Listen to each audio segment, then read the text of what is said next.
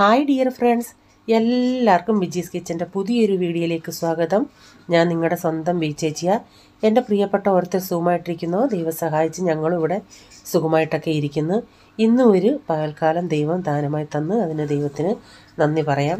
അപ്പോൾ രാവിലത്തേക്ക് ബ്രേക്ക്ഫാസ്റ്റ് എല്ലാം കഴിഞ്ഞതിന് ശേഷമുള്ള വീഡിയോ ആണ് ഞാൻ എടുക്കുന്നത്. അതിന് ശേഷം പാത്രങ്ങളൊക്കെ കഴുകാനുണ്ടായിരുന്നു, അതെല്ലാം ഒന്ന് കഴുകിയെടുത്ത് അതിനുശേഷം പിന്നെ ഉച്ചക്കത്തെ പരിപാടിയിലേക്ക് കിടക്കണം. മക്കൾ ഇന്ന് വീട്ടിലുണ്ട്, അതുകൊണ്ട് ഇപ്പം അവരുടെ പുറകേലൊക്കെ ഓടി ഇന്നെല്ലാം ഇച്ചിരി താമസിച്ചാണ് എല്ലാം റെഡിയായിരിക്കുന്നത്.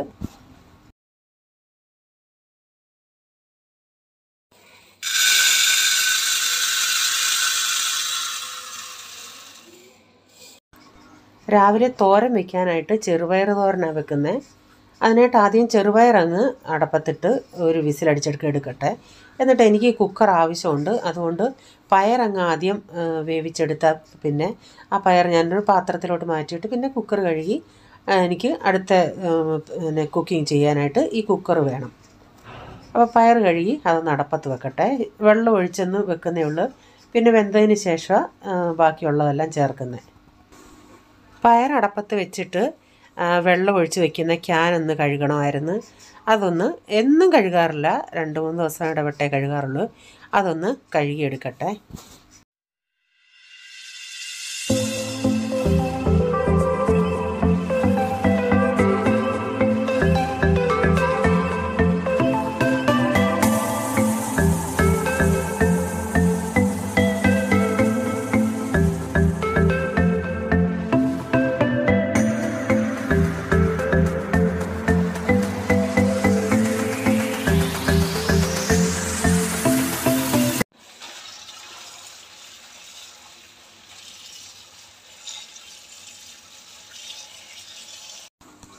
എന്നിട്ട് ബീഫ് വാങ്ങിച്ചായിരുന്നു, അതൊന്ന് വെള്ളത്തിലിട്ട് വയ്ക്കട്ടെ. എനിക്ക് അതിനെ ഞാൻ കുക്കർ വേണമെന്ന് പറഞ്ഞത് ബീഫ് വേവിക്കാനായിട്ട്.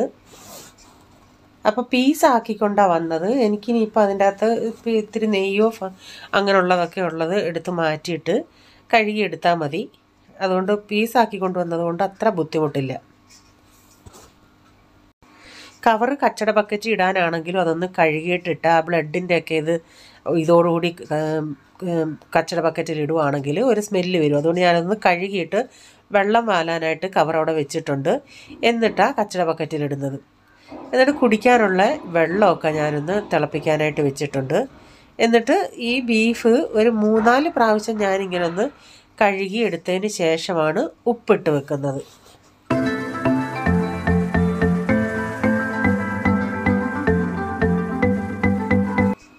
അപ്പോൾ ഞാൻ ഈ ബീഫ് കഴുകാനെടുത്ത ചരുവം ഞാൻ കുക്കിങ്ങിനൊന്നും ഉപയോഗിക്കുന്നതല്ല. പഴയ ചരുവോ അതിൻ്റെ അടിവശമൊക്കെ ഇങ്ങനെ കുത്തു പോലെ കിഴിഞ്ഞിട്ടൊന്നുമില്ല, കുത്തു പോലായി.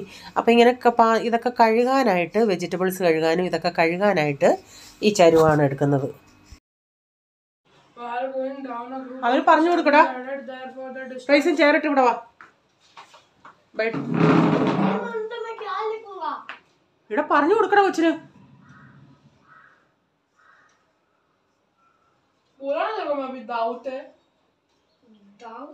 എഴുതി കാണിയുടെ പോളെ, നീയും ഇങ്ങനെ വന്നത്. പ്രൈസ് ഇങ്ങോട്ട് ടേബിളിലോട്ട് ബുക്ക് വെക്ക്.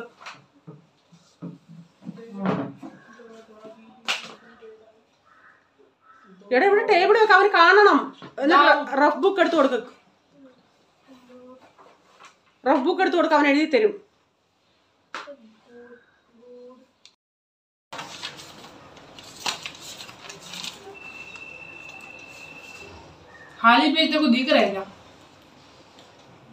നിന്റെ വലിയ റഫ് ബുക്ക് എന്തിയടാ?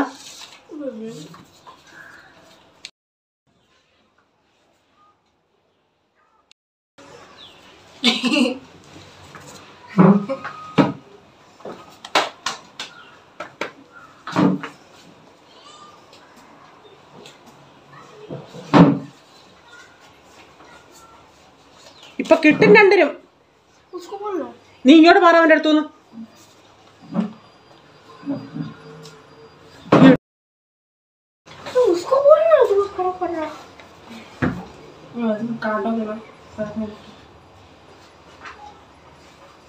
എന്തോ പറഞ്ഞെഴുതടാ, കോപ്പി അടിക്കാതെ. चलक गलत चौक है चौक ये औ का मात्रा औ औ चौक चलक ल कहाँ दिख रहा है तेरे को इधर चलक बोल रहा है मैं चौक बोलती हूँ हाँ तो चौक चौक जो भी है लिखना चौक मैं तो डिक्टेशन രണ്ടാവന്മാരും ഞോടി ഞോടി ഇരിക്കുക. നിങ്ങൾ ശ്രദ്ധിക്കുന്നുണ്ടോ? ഈ പ്രൈസൻ കാലും കൊണ്ട് പോയി ചവിട്ടുന്നുണ്ട് അവനെ. പോള് എപ്പോഴേലും ഒരു ഞോണ്ടൊക്കെ ഞോണ്ടും. അത് മനസ്സിൽ വെച്ചിരുന്നിട്ട് മറ്റവനും ഞോണ്ടാൻ പോകും.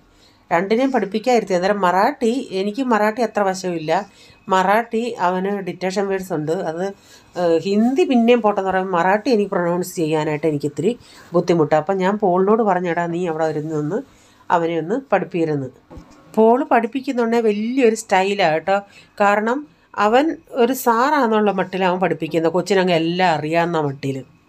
അപ്പോൾ അവന്മാരെ അവിടെ ഇരുത്തിയിട്ട് ഞാൻ ഈ സവാളയും ഇഞ്ചിയൊക്കെ ഒന്ന് അരിയാനായിട്ട് വന്നതാണ്. അവന്മാരെ അവിടെ പഠിക്കാൻ ഇരുത്തിച്ച് ബീഫ് ഞാൻ ഇച്ചിരി മഞ്ഞപ്പൊടി ഇട്ട് കുക്കറിൽ വെച്ചിട്ടുണ്ട്. അതൊന്ന് വേവട്ടെ. ഉപ്പിട്ടില്ല, കാരണം കുക്കർ ഇച്ചിരി ചെറുതായതുകൊണ്ടേ ഉപ്പൂടിട്ടാൽ ചിലപ്പം വെള്ളം അധികം കൂടെ തെറിക്കും. അതുകൊണ്ട് ഉപ്പ് ഞാനിപ്പോൾ ഇടുന്നില്ല. പിന്നെ ഇവിടെ ഇരുന്ന് ഈ സവാള ഇഞ്ചിയും എല്ലാം അരിഞ്ഞൊന്ന് വരട്ടെ.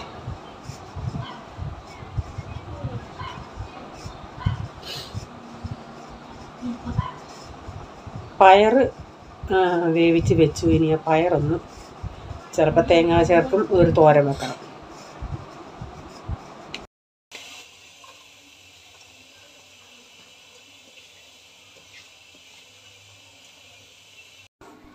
അപ്പം ഞാൻ അവിടെ ഇരുന്ന് ഇതെല്ലാം ഒന്ന് അരിഞ്ഞു. ഇഞ്ചിയും സവാളയും പിന്നെ വെളുത്തുള്ളി നേരത്തെ ഇച്ചിരി പൊളിച്ച് തിരിപ്പുണ്ടായിരുന്നു.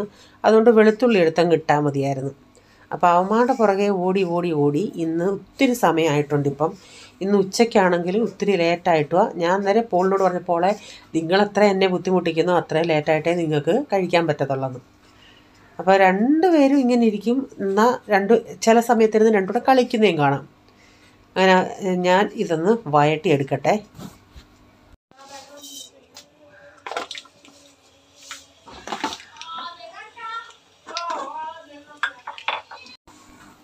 അപ്പം സവാളയൊക്കെ ഞാൻ അപ്പുറത്തെ അടുപ്പിലോട്ടൊന്ന് മാറ്റിയിട്ടുണ്ട്. ഈ ഇവിടെ ഒരു ചീനച്ചട്ടി വെച്ചിട്ട് അതിലേക്ക് ഇത്തിരി കടുകിട്ട് പൊട്ടിച്ചിട്ട് ഒരു സവാളയും കൂടെ പൊട്ടിച്ച് വെളുത്തുള്ളി ഞാനൊന്ന് ചതച്ചെടുത്തിട്ടുണ്ട്. അപ്പം പയർ നേരത്തെ വേവിച്ച് ഞാനൊരു പാത്രത്തിൽ മാറ്റി വെച്ചിട്ടുണ്ട്. അപ്പോൾ ഇതുകൂടെ ഒന്ന് ആക്കിയാൽ പെട്ടെന്ന് തോരനങ്ങ് റെഡിയാവും. ഈ ഉള്ളി ഒന്ന് വഴന്ന് വന്നിട്ട് ഞാനൊരു ഇച്ചിരി ആദ്യം ചിന്തിച്ച് തേങ്ങ ഇല്ല ക്രഷ് ചെയ്യുന്ന ഇതുകൊണ്ട് ചേർക്കുന്നില്ലെന്ന് ചിന്തിച്ചാൽ, പിന്നെ ഓർത്തത് ഇച്ചിരി നേരത്തെ തിരുമേൻ്റെ ബാക്കി ഇത്തിരി ഫ്രിഡ്ജിൽ ഇരിപ്പുണ്ടായിരുന്നു. അതുകൊണ്ട് ഇച്ചിരി തേങ്ങയുടെ ചേർത്ത് ഒന്ന് വഴറ്റി ഇച്ചിരി മഞ്ഞൾപ്പൊടി ഇട്ട് പയറിട്ട് ഇങ്ങെടുക്കും. സവാളയൊക്കെ ഇപ്പോൾ ഒന്ന് വഴന്ന് വന്നിട്ടുണ്ട്. എന്നിട്ട് ഇതിലേക്ക് ഒരു 2 ചെറിയ ടൊമാറ്റോയുടെ ചേർത്ത് കൊടുത്ത് അതുകൂടെ ഒന്ന് വഴന്ന് വരട്ടെ. ടൊമാറ്റോ ഇട്ടതിന് ശേഷം ഞാനിതൊന്ന് ഇച്ചിരി നേരം ഒന്ന് അടച്ചു കൊടുക്കുന്നുണ്ട്. അപ്പോൾ അതൊന്ന് ഇത്തിരി പെട്ടെന്നൊന്ന് സോഫ്റ്റായിട്ട് കിട്ടും. അപ്പോൾ ടൊമാറ്റോയൊക്കെ ഒന്ന് വഴന്ന് വന്നിട്ടുണ്ട്. ഇതിലേക്ക് ഇനിയും കുറച്ച് പൊടികൾ ചേർക്കാം. 1 ടീസ്പൂൺ മഞ്ഞൾപ്പൊടി ചേർത്തു. എന്നിട്ട് 2 കിലോ ബീഫാണിത്. അതിനായിട്ട് ഞാനൊരു 5 ടേബിൾ സ്പൂൺ മല്ലിപ്പൊടിയും ഒരു 3.5 ടേബിൾ സ്പൂൺ കാശ്മീരി മുളക് പൊടിയാണ് ചേർത്തത്. നിങ്ങളുടെ എരിവിനനുസരിച്ചൊക്കെ മുളക് പൊടി ചേർത്തോ കേട്ടോ. ഒരു 1/2 ടീസ്പൂണോളം കായപ്പൊടിയും കൂടെ ചേർത്തിട്ടുണ്ട്. എന്നിട്ട് ഗരം മസാലയും പിന്നെ കുരുമുളക് പൊടി, ഇത് ഇത്രയൊക്കെ ചേർത്തിട്ട്, കുരുമുളക് പൊടി ഞാൻ വറുത്ത് പൊടിച്ച കുരുമുളക് പൊടിയാണ്. അപ്പോൾ ഗരം മസാലയും വറുത്ത് പൊടിച്ചതാണ്. അപ്പോൾ ഇതെല്ലാം കൂടെ ചേർത്തിട്ട് നന്നായി അതിൻ്റെ പച്ചമണം പോകുന്നിടം വരെ ഒന്ന് ഇളക്കി അതിന് ശേഷം നമുക്ക് ബീഫ് ഇട്ട് കൊടുക്കാം.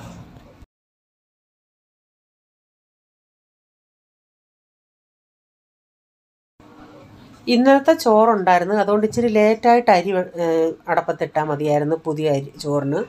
അതുകൊണ്ട് അത് മറ്റേത് വെച്ച് വാർക്കാനായിട്ട് എടുത്ത് വെച്ച് വാർത്ത് ഞാൻ ക്ലിപ്പിട്ട് വെച്ചിട്ടുണ്ട്. ഇനിയിപ്പം പുതിയ അരി ഇട്ടിട്ടുണ്ട്.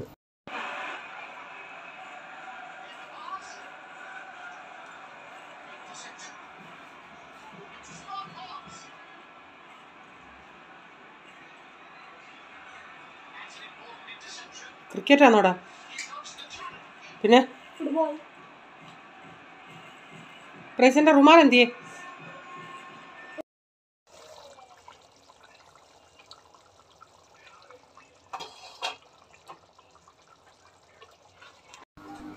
അപ്പോൾ വീണ്ടും ഞാൻ അങ്ങോട്ട് ചെന്ന് നോക്കിയോണ്ടേ പ്രൈസൻ അവനെ ഒന്ന് അടിച്ചു.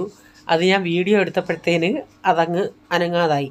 എന്നിട്ട് മോന്തയും വീർപ്പിച്ച് ഇച്ചിരി പിണങ്ങിയിരിക്കുമായിരുന്നു. അപ്പം പോള് ക്രിക്കറ്റാണ് ഇരുന്ന് കളിക്കുന്നത്. അപ്പം പിന്നെ അങ്ങ് അവൻ്റെ അടുത്ത് പമ്മിക്കൂടി അവൻ്റെ അടുത്തോട്ട് കയറിയിരിപ്പുണ്ട്. ഇവിടെ ഇപ്പം ബീഫ് കറിയൊക്കെ നന്നായി വെന്ത് വറ്റി വന്നിട്ടുണ്ട്. ഇനി ഇതിലേക്ക് ഇച്ചിരി കടുക് വറുത്ത് ചേർക്കണം. അപ്പം ഞാൻ തേങ്ങാക്കൊത്തൊന്നും ചേർക്കുന്നില്ല. അതിന് പകരം വേറെ മീൻസ് തേങ്ങ ഇങ്ങനെ തിരുമിയതിട്ട് ഈ വറക്കുന്നതിൻ്റെ അകത്ത് ഇട്ടാണ് ഞാൻ ചേർക്കുന്നത്. അങ്ങനെ ചേർത്താലും നല്ല ടേസ്റ്റാണ് ലാസ്റ്റിൽ നമ്മൾ ഈ വറുത്ത തേങ്ങ അങ്ങോട്ട് ചേർക്കുമ്പം. നിങ്ങൾക്ക് വേണമെങ്കിൽ തേങ്ങാക്കൊത്ത് ചേർത്ത് വറക്കാം. ഞാനിപ്പോൾ ഇതിൻ്റെ അകത്ത് കടുകിട്ട് പൊട്ടിച്ചിട്ട് കറിവേപ്പിലയിട്ട് നല്ല ഒരു സവാള എടുത്ത് പിന്നെ ഒരു 3-4 വെളുത്തുള്ളിയും കൂടെ ചെറുതായിട്ട് കീറി അതൊന്ന് മൂത്ത് വന്നിട്ടുണ്ടെങ്കിൽ അതിലേക്ക് ഒരു 2-3 ടേബിൾ സ്പൂണോളം തേങ്ങ ഇതിൻ്റെ അകത്തിട്ട് അതുകൂടെ ഒന്ന് നന്നായിട്ട് മൂപ്പിച്ചെടുക്കട്ടെ.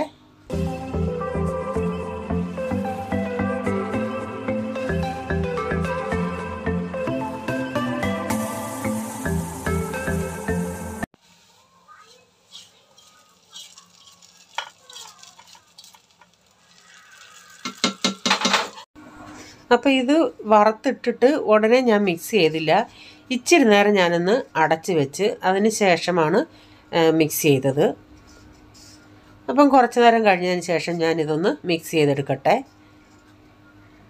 അപ്പോൾ ഇന്നത്തെ വീഡിയോയിലെ വിശേഷങ്ങൾ ഇതൊക്കെയായിരുന്നു. നിങ്ങൾക്ക് വീഡിയോ ഇഷ്ടമായെങ്കിൽ ഷെയർ ചെയ്യാനും ലൈക്ക് ചെയ്യാനും കമൻ്റ് ഇടാനും മറക്കരുത്. സബ്സ്ക്രൈബ് ചെയ്യാത്തവർ പ്ലീസ് ഒന്ന് സബ്സ്ക്രൈബ് കൂടെ ചെയ്തേരെ. ഇനിയൊരു പുതിയ വീഡിയോയുമായി വരും വരെ bye. God bless you all. Thank you. Take care. Bye bye. See you.